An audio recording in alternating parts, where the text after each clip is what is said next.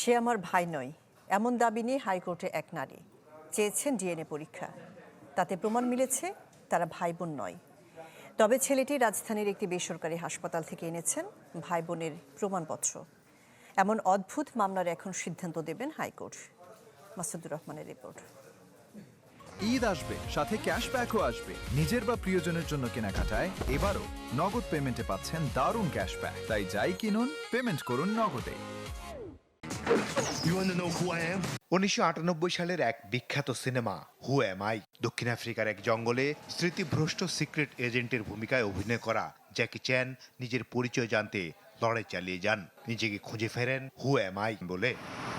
তেমনই এক অদ্ভুত মামলা এসেছে হাইকোর্টে। এক নারী তার ভাইয়ের পরিচয় চ্যালেঞ্জ করে শরণাপন্ন হন হাইকোর্টের। চাওয়া হয় ডিএনএ রিপোর্ট। ঢাকা মেডিকেলের ফরেন্সিক ডিএনএ প্রোফাইলিং ল্যাবরেটরি রিপোর্টের তথ্য মতে সেই ছেলেটি ভাই নয় মেয়েটির। ঘটনা এখানেই শেষ নয়। রাজধানীর একটি বেসরকারি হাসপাতালের জন্ম সনদের তথ্য বলছে তারা ভাই বোন। একই বাবা মার 2 সন্তান উল্লেখ করে তা দাখিল করা হয় হাইকোর্টে। এই দুইটা একসাথে সত্য হওয়ার কোনো সুযোগ নাই। This is a state management also concern, যে তাহলে কি এইটা যদি ডিএনএ রিপোর্ট ভুল হয় তাহলে মানুষের প্রশ্নবোধক চিহ্ন আসবে ডিএনএ টেস্টের অথেন্টিসিটির উপরে। আবার হসপিটাল একটা রেসপন্সিবল প্রতিষ্ঠান এই ডকুমেন্ট জন্মগ্রহণ ব্যতীত এই সার্টিফিকেট ইস্যু করতে পারে না। ওই হাসপাতালে যোগাযোগ করা হলে জানানো হয় তারা কোনো কিছুই মনে করতে পারছেন না। 3/3/2005 বহুত আগের ঘটনা, বহুত আগের ঘটনা স্যার। 2005 সালের এই এখন কে রাখছে না, এটা তো তারা 5 বছর পরে তো সব পুরো এটা তো এখন আপনাদের এখান থেকে করবে কিভাবে।